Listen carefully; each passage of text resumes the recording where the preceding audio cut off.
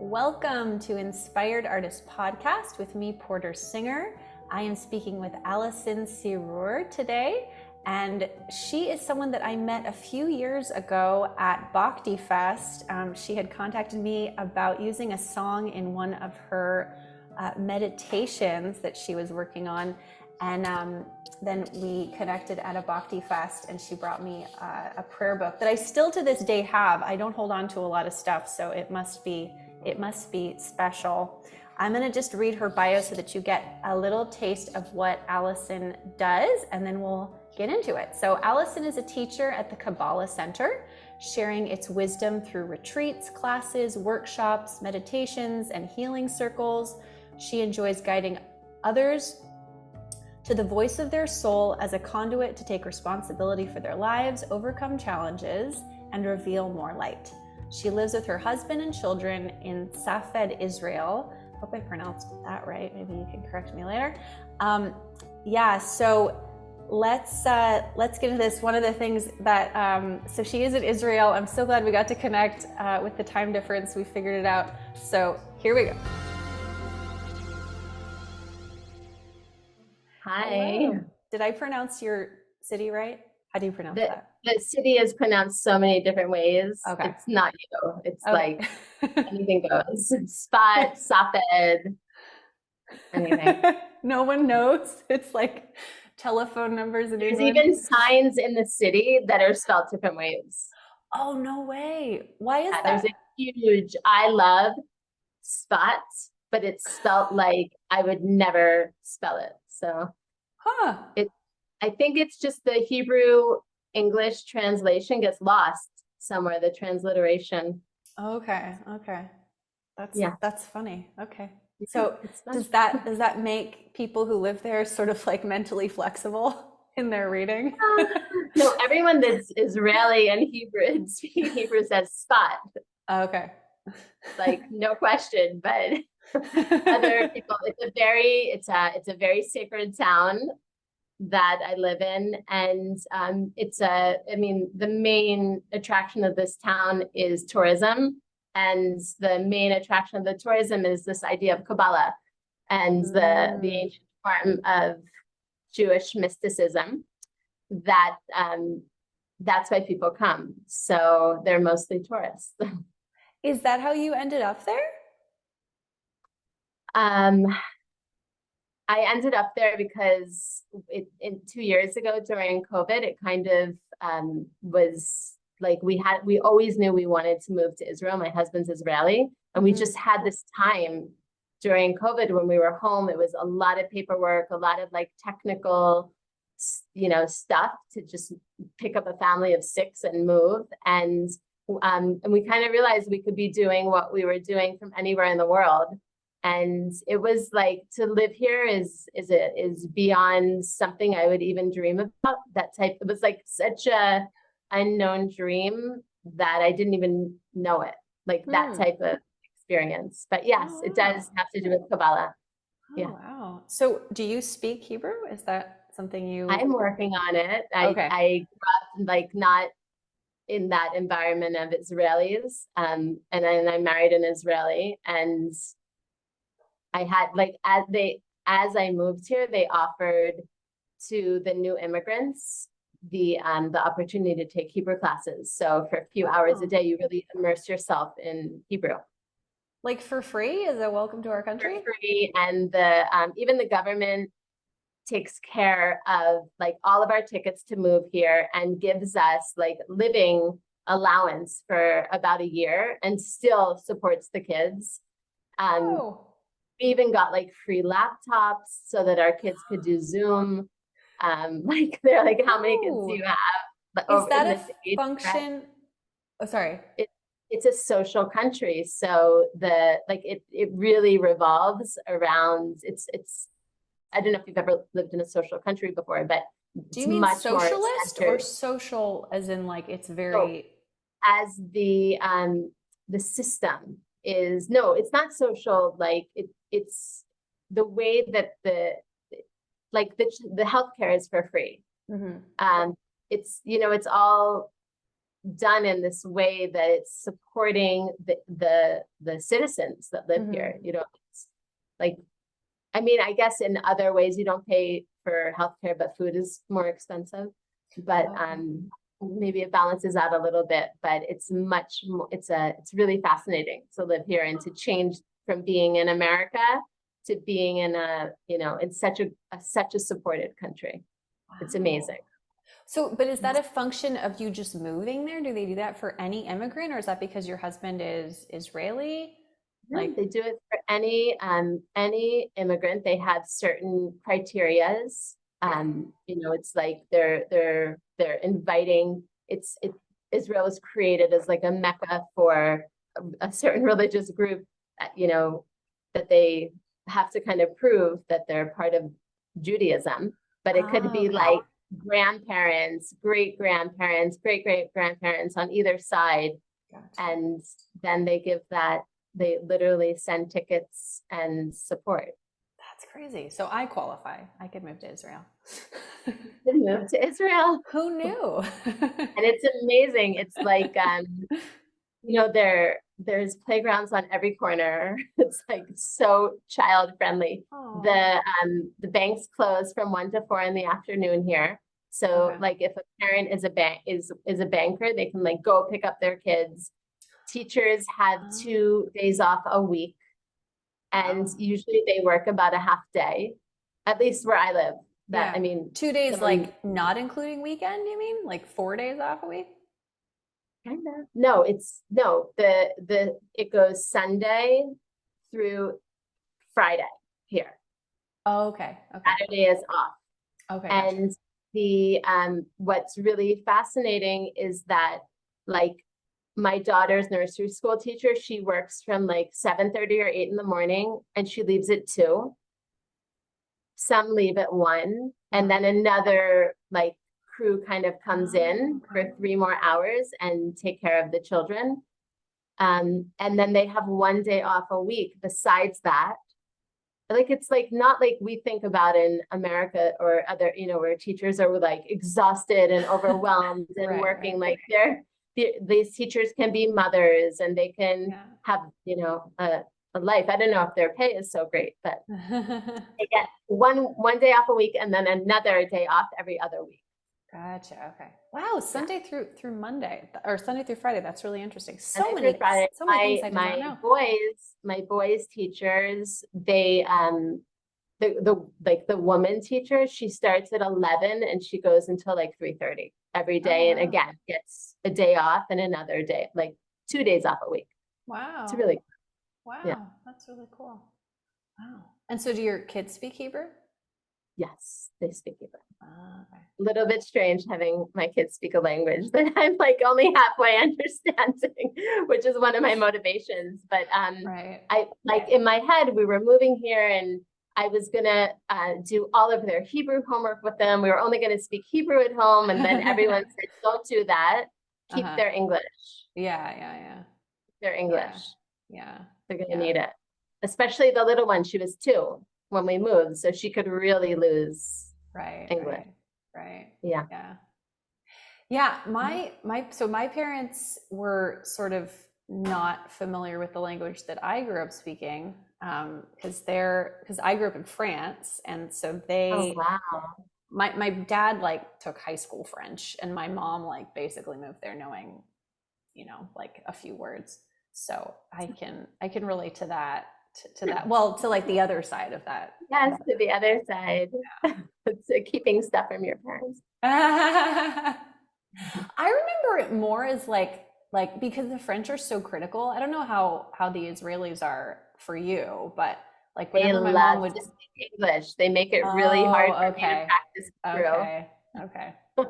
Yeah, no, the French were just like, anytime my mom would make any kind of mistake, there was this like super critical. Yeah, just very, so it was like kind of embarrassing. Totally. My dad grew up, but I grew up with a father that worked in France. So really? 2 weeks out of the year, 2 weeks out of every month, he would be in France. And we just thought it was so strange that he wasn't like picking it up. He wasn't picking up this language very well.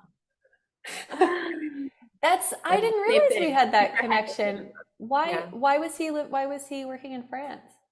He worked for a European company, Oh, and that's funny. yeah, 2 weeks out of every Well, every half the month, month, half the half year. the month. Yeah. That, I mean, that's sort of how my dad did it. But the opposite. He wanted to live in France, but he worked in the United States. Anyway. Oh, interesting.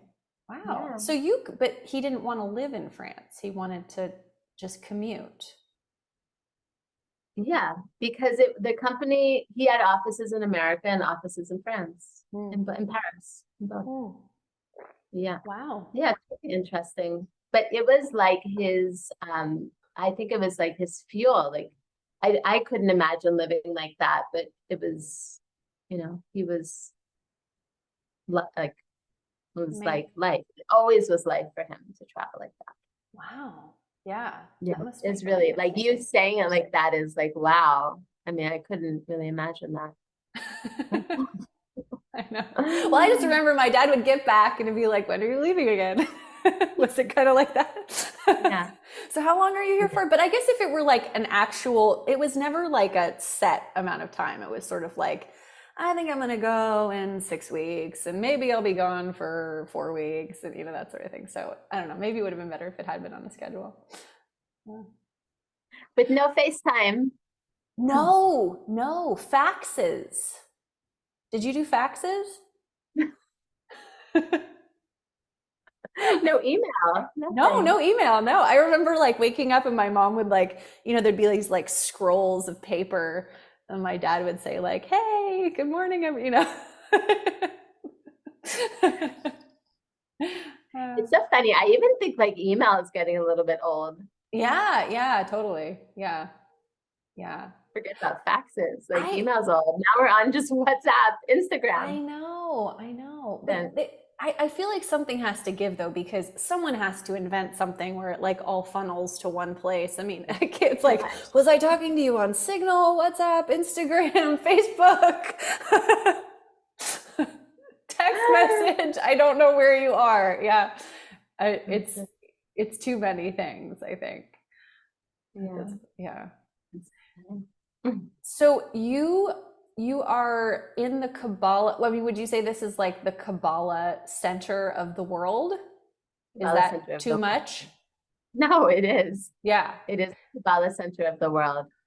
Oh, go ahead. No. Is it like, because I mean, Kabbalah isn't exactly like Judaism, is my understanding, right? So is this sort of like as accepted as, Orthodox Judaism? Is it like, how is it viewed in terms of the culture there? Is it? Well, I was a little bit surprised moving here because I realized that what like kind of like the practical part of Kabbalah, at least what the Kabbalah Center teaches and shares to millions of people around the world on Kabbalah.com, and in Kabbalah centers and physical locations is far more practical than anything going on in the city of Spot. So it's a very old, I asked my friends from LA, what do you think it's going to be like moving to Spot? She said, I think it's going to be kind of like living in Arkansas. Or like, it's like, I don't want to offend someone living in Arkansas, but like really, much like here, we don't get like, there's no Amazon that comes to your door. There's no Amazon Prime. You have to like somehow get a message if a package is delivered, that it might be like in some store on the, on the high street, on the main street. Like it's very, very, very dated. It's like cobblestone, all the stairs are broken. I feel like Arkansas might be more connected than that. Yeah, right? This is like being in, when I was in Siena one summer, actually singing. And it was a little bit like that in Siena. Siena in Italy. Italy. Yeah. I've never been to Siena, Italy. but anywhere in Italy, I suppose. Yeah. Like that. It's that old school. Wow. But it's beautiful and the energy is amazing. It's like really a dream to live here. But so what do you mean by like the teachings that you were sharing were practical and then like it's totally different? Because I have kind of no concept of what the Kabbalah teachings are. So for somebody who's just kind of learning. The teachings of Kabbalah, have always been hidden in a way of keeping like the sacred out of the hands of control, like leaders in control, if that makes sense. This is like thousands of years ago that they had to be concealed, especially during the times when there was like a lot of like, I don't know if you've heard of the time of like the fall of the temple, or like when Jerusalem was like filled with war, all of this like history. So at that time, there was a lot of secrets that were I'll back up and just say, like, from the time I was young, I was reading books that were about more like mysticism. I was always interested in that world of whether it was like astrology or tarot cards or past lives, some sort of like soul healing. And this was like, I think like probably in the late 80s, the early 90s. And every time I read one of these books, I would see the word Kabbalah, and it would be written with like a K or a C or a Q or two B's or no H. And like, I just felt, I just like intuitively, I had this strong intuition that my life was going to have something to do with Kabbalah every time I saw this word. And I would like look in the library and try to hunt down something that could practically guide me as to what this was. And there was nothing, like maybe some old dusty book in another language that had like no meaning in a way of like practical living. That's what I mean. Right. So then when I was in my late, and then, life happened.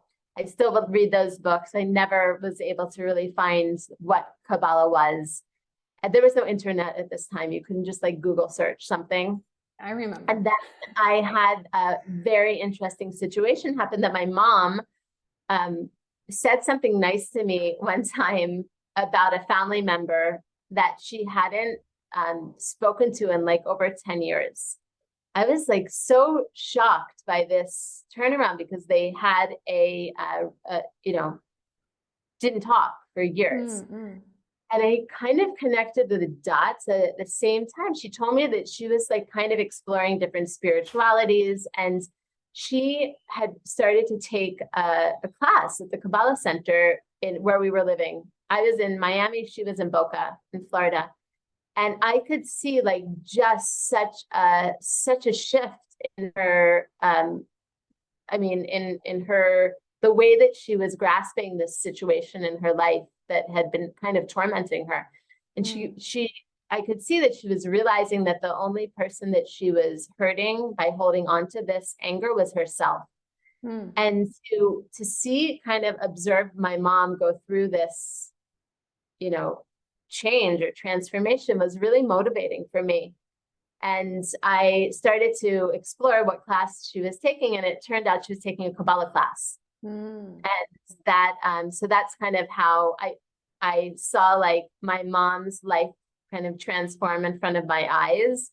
And it wasn't even something that I learned, but immediately when I started to come with her to the Kabbalah Centre in Florida, I really felt something very special, like a soul connection, I would say. And so that was in like 99. So it's 23 years ago. Is that right? That was a long time. Yeah. And so it was very practical. It wasn't something that, that she was learning that was about like the formation of like the way the light comes into the world or something like very esoteric. Oh, okay. I guess. That's what I mean. It was like very, very how to like take a challenge in my life and make it better, or how to use like different days of the week or the month or the year as power days. It was, it was, I don't know if that makes sense, but it was much more on like a daily practical wisdom base. So when you move there, you're seeing that people aren't necessarily applying these practices in their lives. It's just kind of what the tourists do. Well, I what I understand was like hundreds and hundreds and hundreds of years ago, when the expulsion from Spain happened, there was a Mecca to spot to the city. Hold on. Tell me about that, because I don't know what you're talking about. Okay, there was the Spanish Inquisition. Okay. And during that time, the Jewish people had to be were expelled from Spain. Gotcha. And there was an opening at that time for people, like as in any time that, universally we're going through something difficult, there's some sort of change or transformation potentially that can happen from it.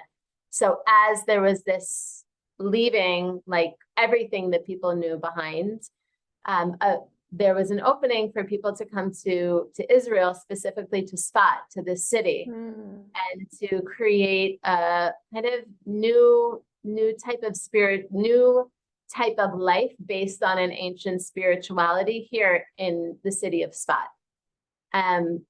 Which was introduced to them there, or they brought with them? It was almost like something was drawing them here.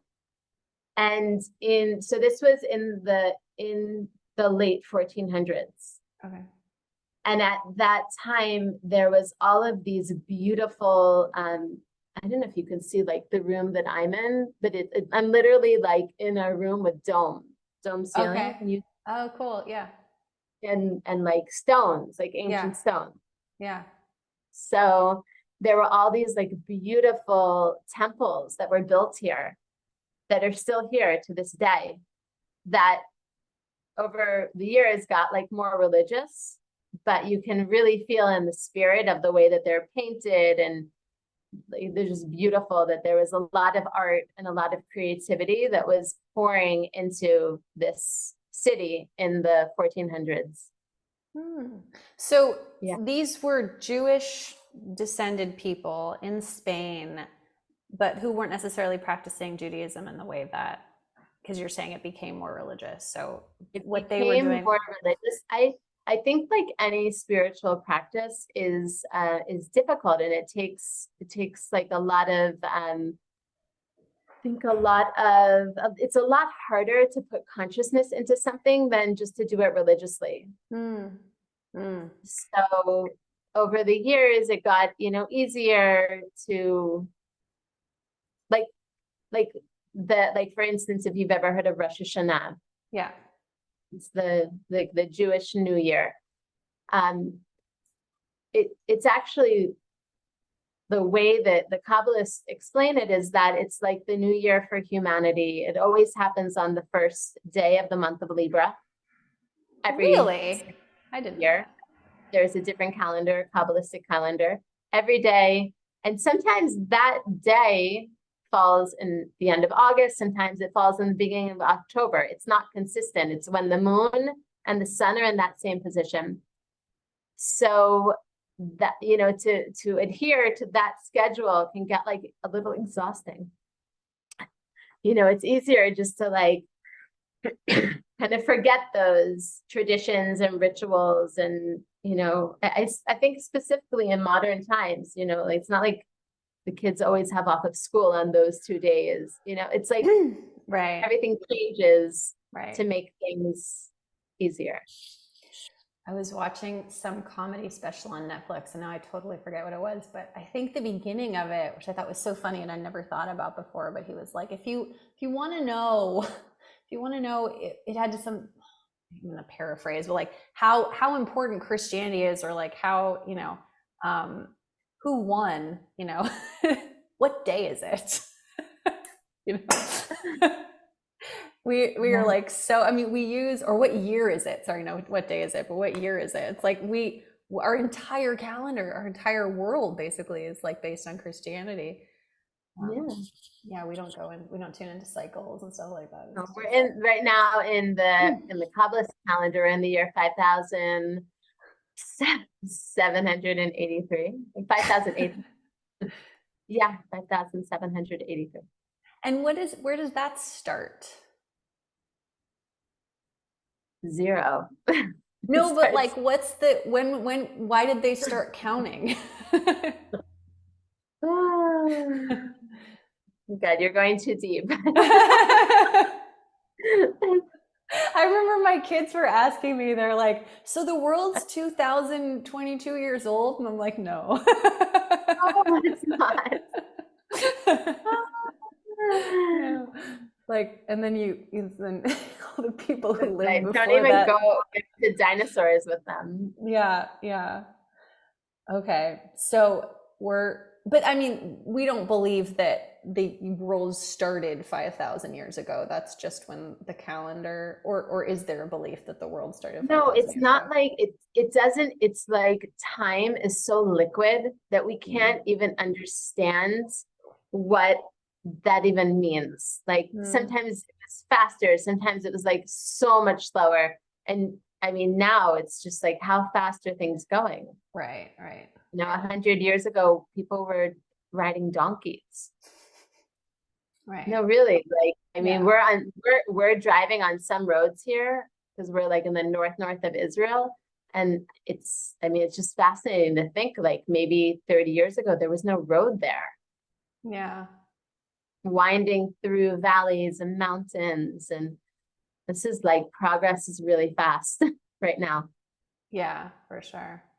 It's going to get faster and faster. I remember in this, I can't remember what the book was called, but it was like a Secret Societies of the World, or like the Secret History of the World, or something like that. It's a cool book, but I put it down at some point.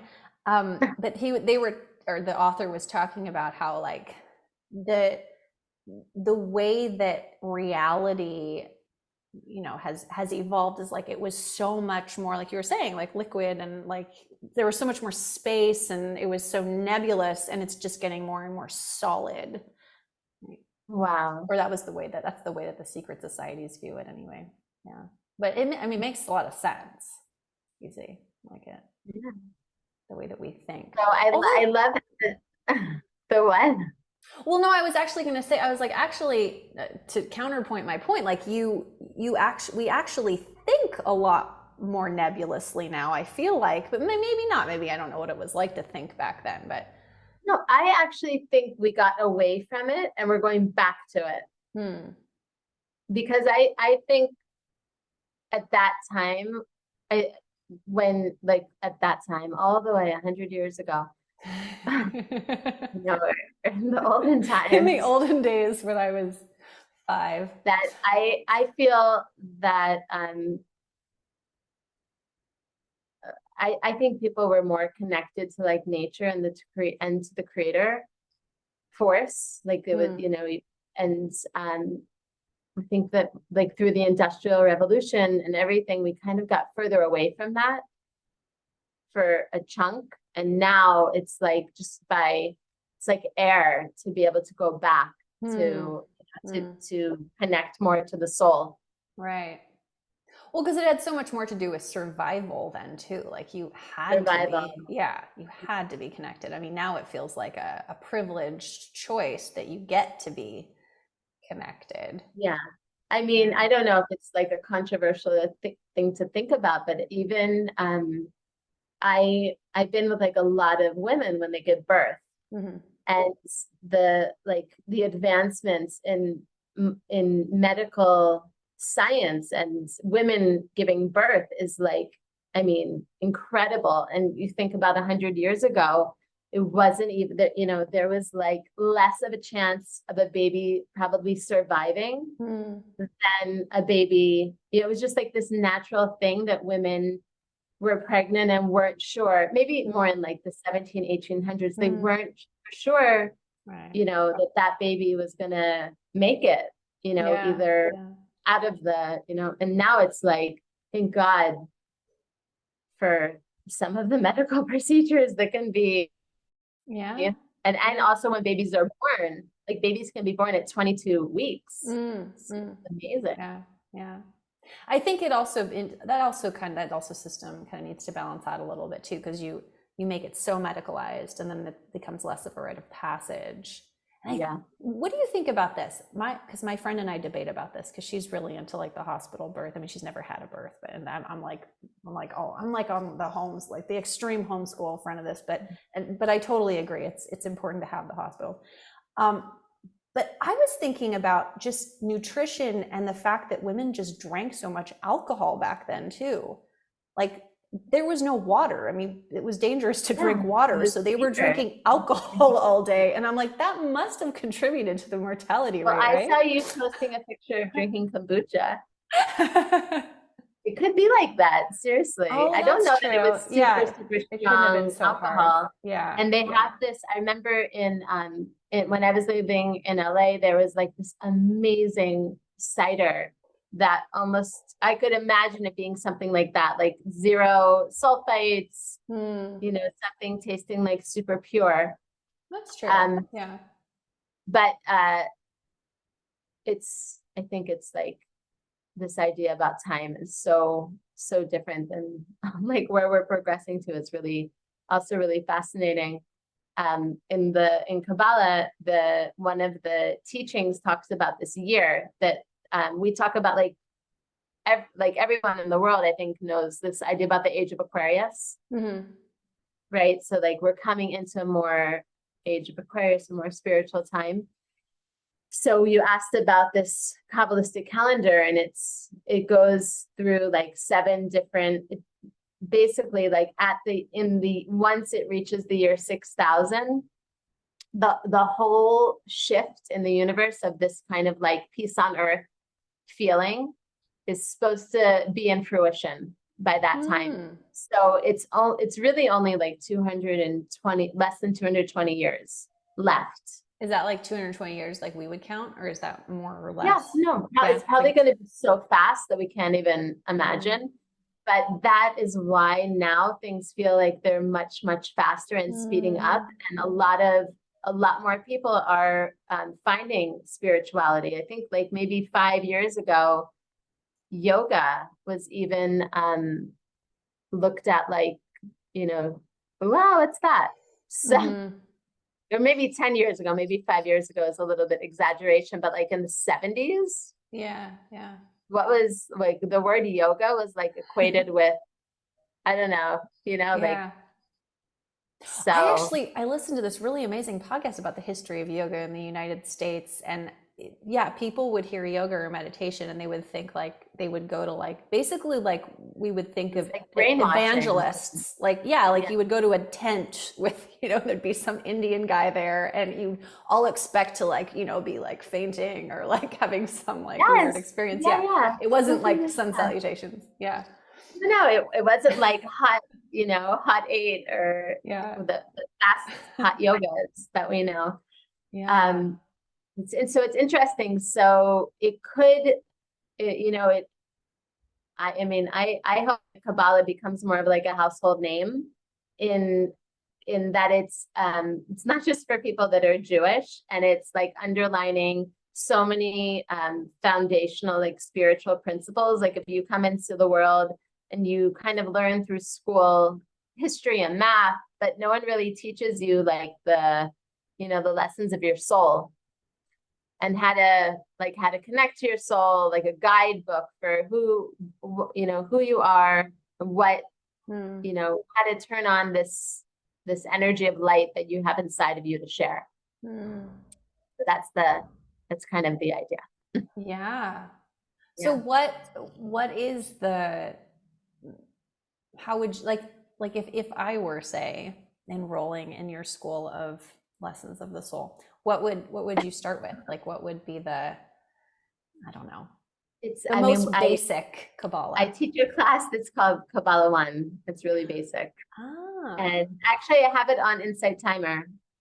Okay. I'll put the link to that in there. Put the link there. it's really very, like, very, very simple, very broken down. When I do it at the Kabbalah Centre, each class is about an hour and it goes for 10 weeks. And on Insight Timer, it's boiled down to like 10, 15-minute classes and 10 of them. And it's filled with meditations and reflection and journal and it has your song in it. Ah, okay, okay. Another It's reason why I actually should go listen. yeah, no, it's very interesting because when I was approached by Insight Timer to do a Kabbalah class, and I don't know if everyone knows what Insight Timer is, but it's like this awesome meditation app. They have like, when I started with them a few years ago, they had like, I think almost 4 million users, and now they have like 20 something million users. And Wow. they have this, a timer that people can use and keep track of how much they're meditating. So I was like thinking a lot about this course and trying to boil down like 1 hour classes into 10-minute wisdom. And as I was writing scripts, I was listening a lot to different songs and like spiritual songs that were inspiring me. And then yours came up, the bliss, right? Yeah, that was bliss. one you used, yeah. And I was like, these words are really perfect for, I wanted a theme song for the course. And then I was like, okay, I need to figure out how to, I don't know if you know this whole story, but I need to figure out how to, to buy this or get the, the permission. And I'm pregnant during this time. So I had like a lot of, I don't know if that happens to you when you're pregnant, but like a lot of creativity and a lot of energy that maybe wasn't necessarily mine coming through me. And I was teaching at a retreat in the Catskills.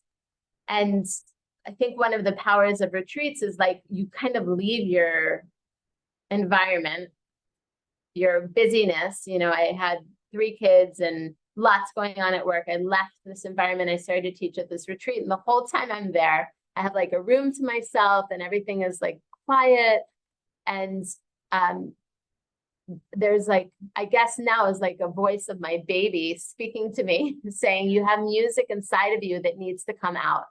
I think you did tell me this, but tell it anyway because everyone else. And like, it's like this like on repeat, this thought, you have music inside of you that needs to come out. I went to school for music and I have a degree in music. And then I used all of my like formal training and channeled it into Kabbalah, teaching Kabbalah and meditation, but I hadn't been singing.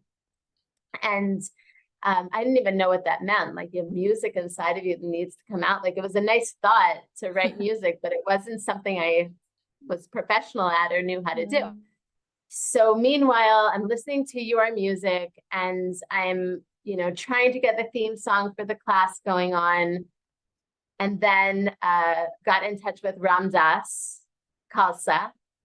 And then he kind of put me in touch with you and we got the music for the theme song. Oh, I didn't even realize that's how you connected to me. That's funny. Yeah. And then still this voice is telling me you have music, it needs to come out. You have music, you need to come out. I'm like, okay, I don't know how to do that. And something like one night made me look at Ram Dass's website and I saw like, I was like, who is he? What does he do? And because I think I saw him in one of these other songs, I liked playing something. And then like something told me like, he can help get this music come out of you, which you probably know, he's really good at that. So I reached out to him and like within a few months, he flew to LA. We wrote music together, like all because of your song. And when I was didn't know. I knew you did an album with him, but I didn't know that. When I was 38 weeks pregnant, this like a voice telling me you have music inside of you that needs to come out. It was so easy and so effortlessly. Like we just sat down for like a day or two. We wrote all this music together, and I ended up doing it like maybe a week before my daughter was born. Wow. Yeah. So did you record all of it before she was born as well? Or did you just write all of it and then you recorded it later? I wrote all of them. I did demos for all of them. And he sent me all of them. The demos sounded amazing. And then I just like kind of had to sit with it and figure out the rest of it. And I actually produced it in LA with someone really close to me that he's awesome. Have you ever heard of the earth harp? Mm-mm. So he's the percussionist for the earth harp, which is the earth harp is like this unbelievable instrument that basically, his name is William, and he builds a harp and the audience becomes the body of the harp, like in Lincoln Center. And you should Google it. It's fascinating. I think they won X Factor one year, like came runners up. It's something really from another world. So wow, that sounds really cool. Is it huge? Trying to imagine. I think it can be like any size, and it can probably be in a more intimate environment, but he can also do it enormous. Wow. Okay. Like it's bigger, like from the stage of Lincoln Center all the way to the balcony. Wow. Yeah, or he does it. Cool. He does it in like, you name it. He's like places all around the world. He's created earth harps. Wow. So was this an instrument that featured on that album, or that's one thing he does? I knew the percussionist that he has, like he's really incredibly and really talented. And I was just thinking, like, who are musicians that I know close to me? I need to like call in my musicians to help me make this album. And it was really, really, really fun. And I thought he was just going to like produce it because he also produces. And he told me, I'm not going to produce this without you being the co-producer. So I don't know if you've done that before. Have you also co-produced? Yeah, I've co-produced. Yeah. I love being part. Yeah. And he made me a part of like which instruments you hear now. And then he brought in musicians to play it. So I didn't get like the full Ram Dass experience with production, but I wanted to do it locally, and I had a little baby, and I wasn't like, it seemed like a little over my head for it sounds like you went about it like way more involved. I mean, because when I was also pregnant with my first child when I did my album with Ram Dass, and I just basically I sang, and then he went and created everything, and then I sang along to it, so which was about what I could handle at that point. It's funny, I just spoke to him the other day because there's someplace really magical here that it's like this unbelievable cave that the legend says that Abraham studied in this cave. But it's at the top of the old city of Svat. He's really into caves, Ram Dass. I know. So I walked in there. I don't know if this is like too kind of woo-woo to share, but it's not. I woke up. I heard like someone that was really important to me telling me, Israel, this was like a few weeks ago, Israel has more gifts for you. Keep singing. And then someone told me about this cave, and I had like kind of felt drawn there, something like there was going to be music there.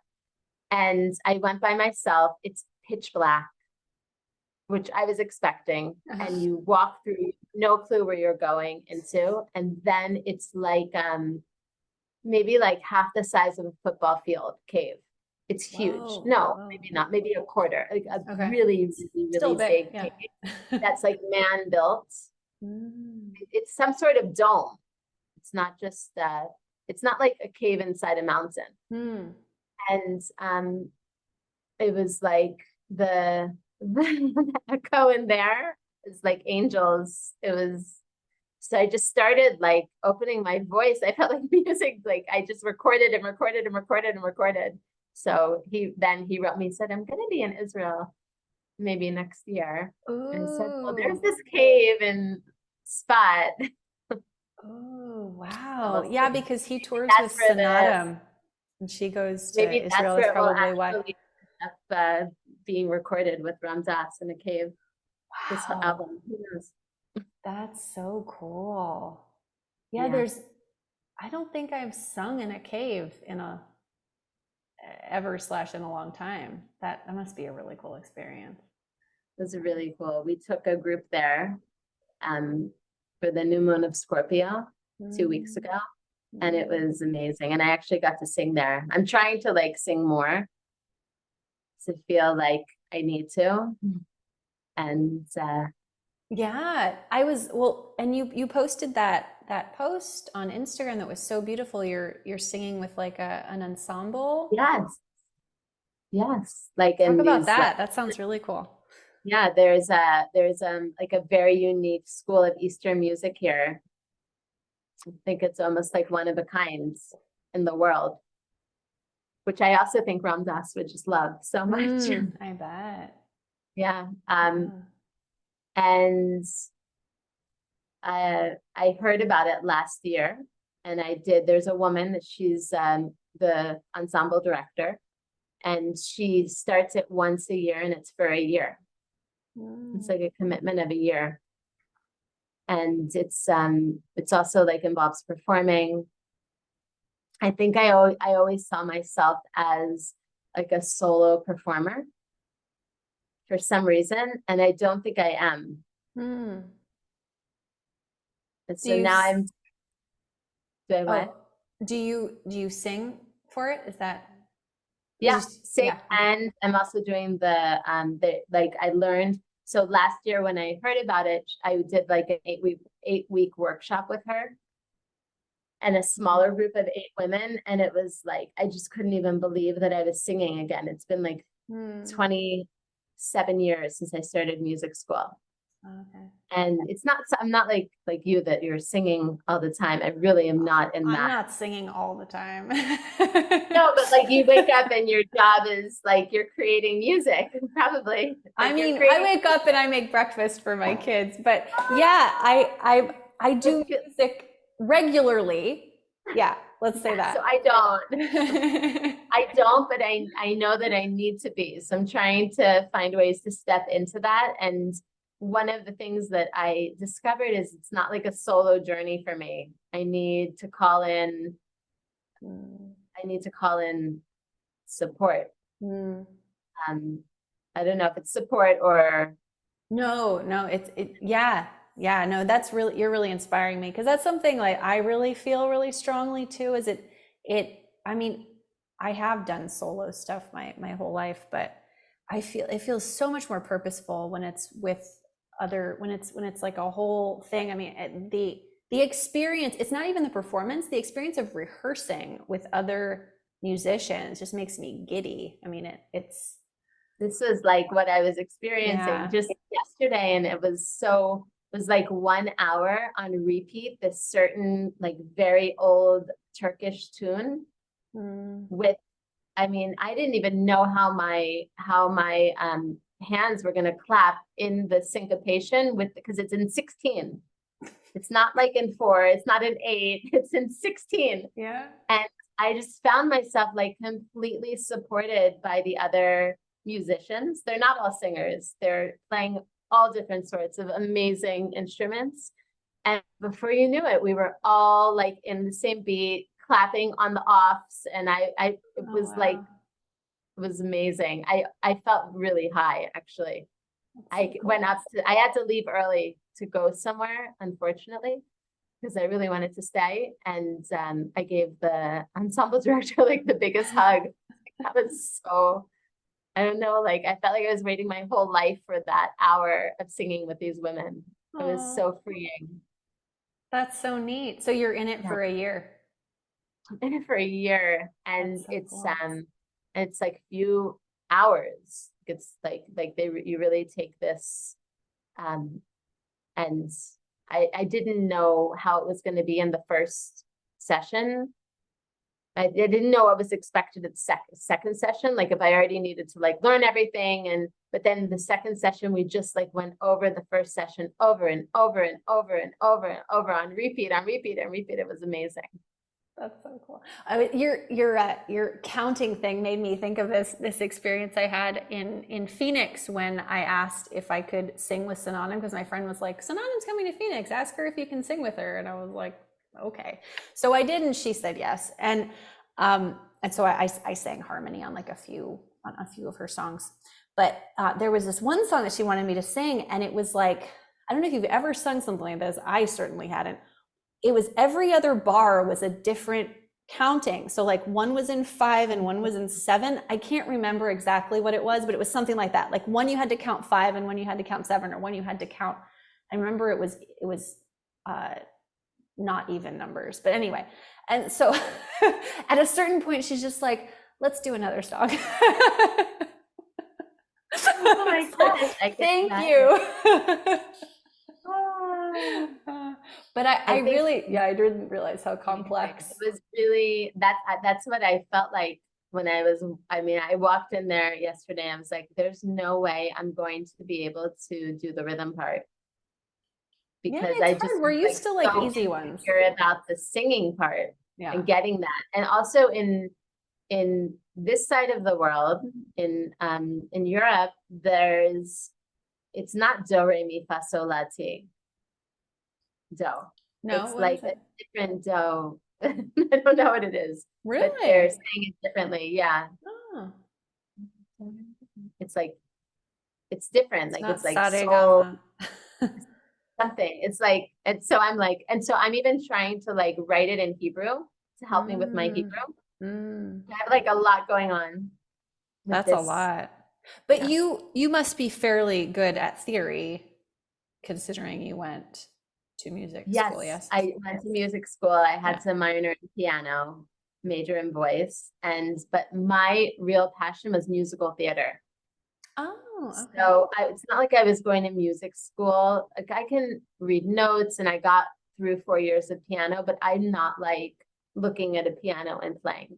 Oh, yeah. Maybe I could figure out a song.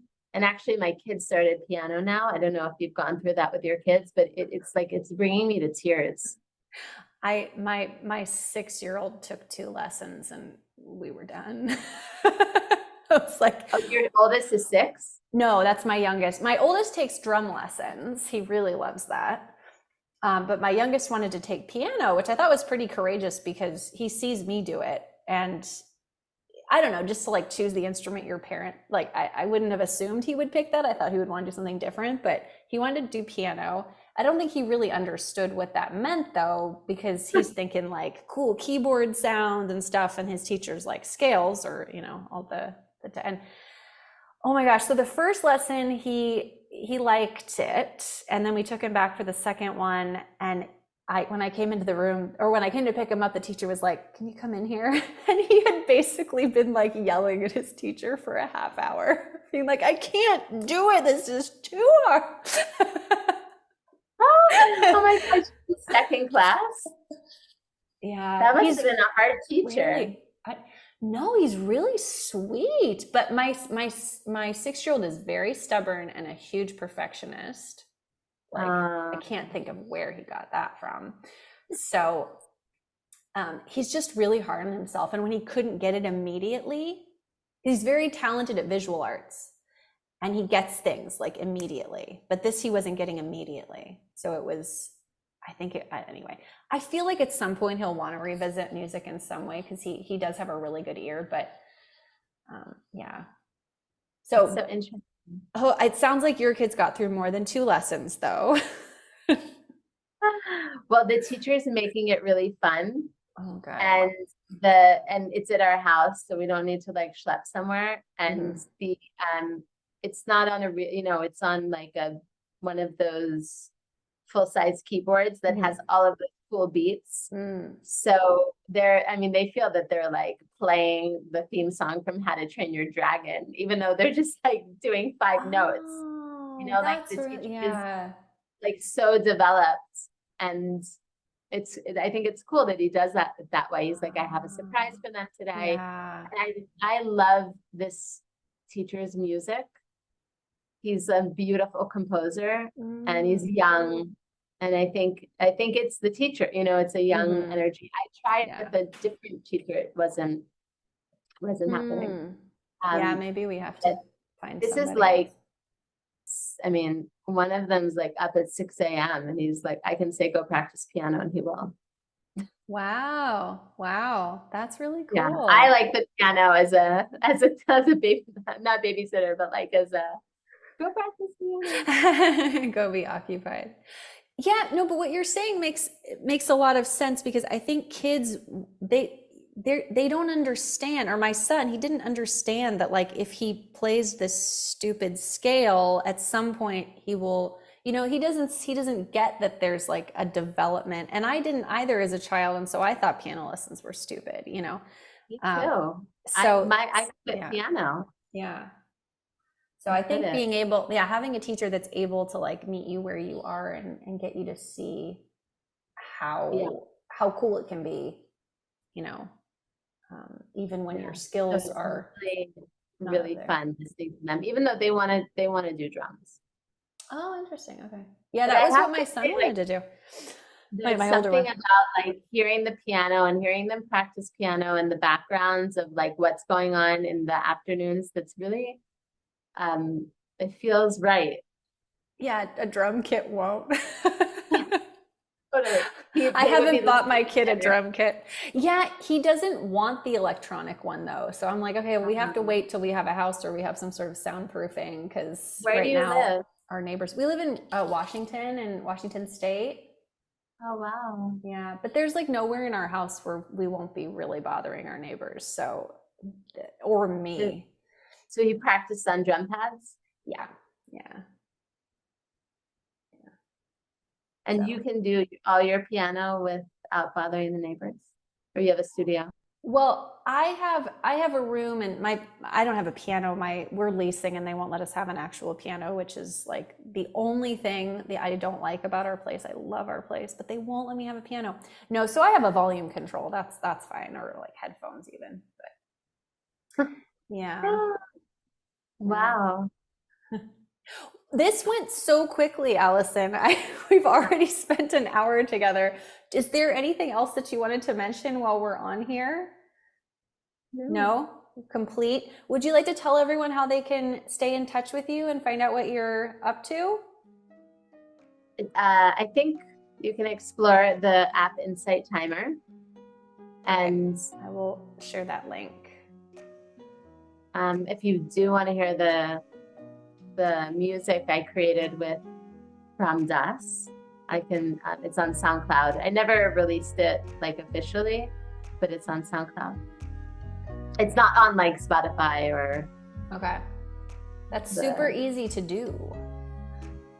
I know, but I really want like a distributor or something, some support. Okay, well, we can talk afterwards, because I can maybe connect you with someone. Well, thank you so much for doing this, especially since I know it's pretty late for you. So thank you. I'm glad we got to connect, and I got to thank you for your inspiration to bring music back to my life. I'm so glad.